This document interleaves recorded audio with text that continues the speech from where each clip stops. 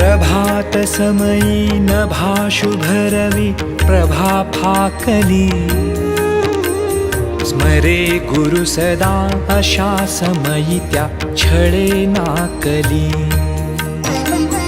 म्हणून कर जोडूनी करू आता गुरु प्रार्थना,